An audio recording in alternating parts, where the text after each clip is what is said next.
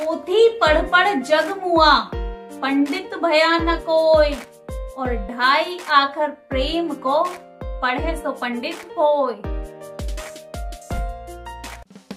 Hello friends, welcome to my YouTube channel Chaudharan the motivational speaker. तो friends, आपका मेरे channel पर बहुत बहुत स्वागत है।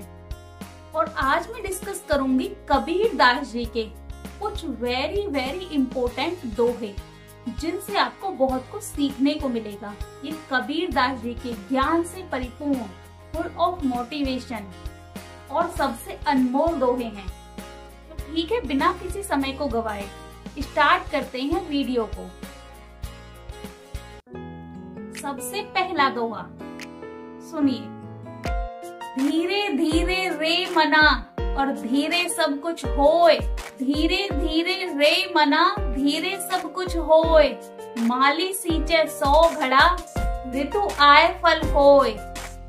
इस दोहे में कबीर दास जी कहते हैं, धीरे धीरे रे मना धीरे सब कुछ होए, अर्थात किसी भी काम को पूर्ण होने के लिए, किसी भी लक्ष्य को प्राप्त करने के लिए हमें धैर्य रखना बहुत ही आवश्यक है, क्योंकि हर काम अपने समय पर ही होता है। आगे कबीर दास जी कहते हैं, माली सींचे 100 घड़ा ऋतु आन फल होए, अर्थात माली जो पेड़ पौधों की देखभाल करने वाला होता है, यदि वो पेड़ पौधों में 100 घड़े भी पानी डाल देना, पर फल तो उस पे ऋतु आने पर ही लगेंगे। जब जिस फल का मौसम आएगा वो फल अपने मौसम में ही तो लगेगा, अपनी ऋतु में ही तो लगेगा।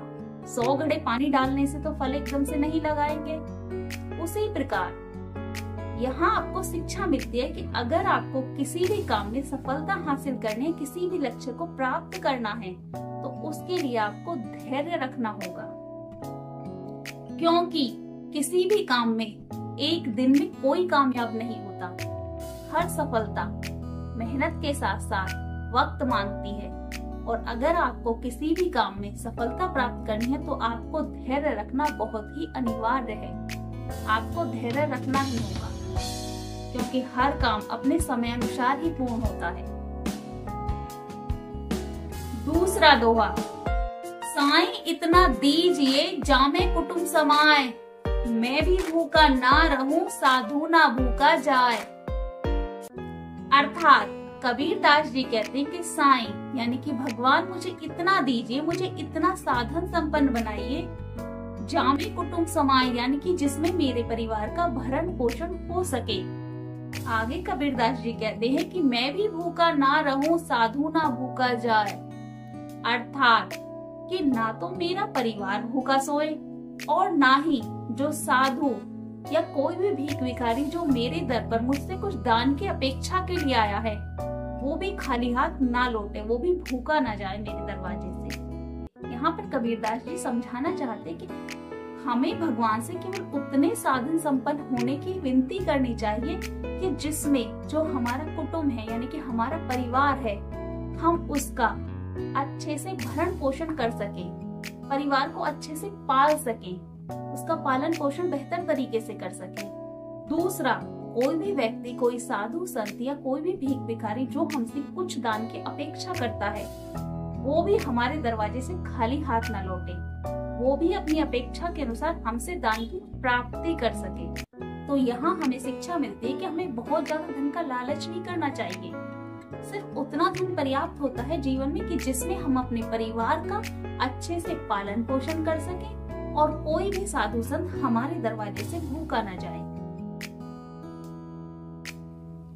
तीसरा दोहा, और ये इस वीडियो का लास्ट दोहा है और बहुत ज्यादा इम्पोर्टेंट है, तो सुनिए। माया मरी न मन मरा, मर मर गए शरीर, आशा तृष्णा ना मरी, कह गए दास कबीर। अर्थात इस दोहे में कबीर दास जी सांसारिक मोह माया में फंसे मनुष्य के जन्म और मृत्यु चक्र का वर्णन करते हैं कि कैसे इंसान जन्म जन्मांतर तक सांसारिक मोह माया के जाल में फंसा रहता है। अर्थात कबीर दास जी कहते हैं कि माया मरी न मन मरा, मर मर गए शरीर, यानी कि ना तो माया मरती है इंसान की, माया यानी कि सांसारिक मोह माया भौतिक सुख साधनों की इच्छा। माया मरी न मन मरा, ना तो वो माया के प्रति जो हमारी इच्छाएं होती है, जो हमारा मन होता है, मन से यहाँ पर इच्छाओं से है, तो भौतिक सुख साधनों की इच्छाएं जो होती हैं वो हमारी कभी नहीं मरती। मर गए शरीर, बार बार इंसान इस संसार में जन्म लेता है और बार बार मृत्यु को प्राप्त होता है, यानी कि बार बार उसका शरीर मरता है। लेकिन आत्मा जितनी भी बार जन्म लेती है वो हर बार सांसारिक मोह माया में ही उलझी रहती है। आशा तृष्णा नए मरी, कह गए दास कबीर। और यहाँ आशा तृष्णा से आशय, उम्मीदों से और तृष्णा से आशय किसी चीज को पाने की प्रबल इच्छा से है। कबीर दास जी कहते हैं कि जब तक हम अपनी आशा तृष्णाओं का अंत नहीं करेंगे तब तक हम इस सांसारिक मोह माया के जाल से नहीं निकल सकते। तो इसलिए अगर इंसान को इस सांसारिक मोह माया के जाल से निकलना है, पूरी तरह से मुक्त होना है, मोक्ष की प्राप्ति करनी है, तो उसे अपनी आशा तृष्णाओं का अंत करना ही होगा। तो ये थे कबीर दास जी के 3 बहुत ही ज्यादा इम्पोर्टेंट दोहे, जो कि भरे हुए ज्ञान से और उनमें बहुत ज्यादा, और हमें इनसे बहुत कुछ सीखने को मिलता। तो आई होप कि आपने भी इन दोहों से बहुत कुछ सीखा होगा। तो ठीक है, अगर आपको वीडियो पसंद आई हो तो वीडियो को लाइक और चैनल को सब्सक्राइब कर लेना। And thank you for watching this video. Her her Mahadev.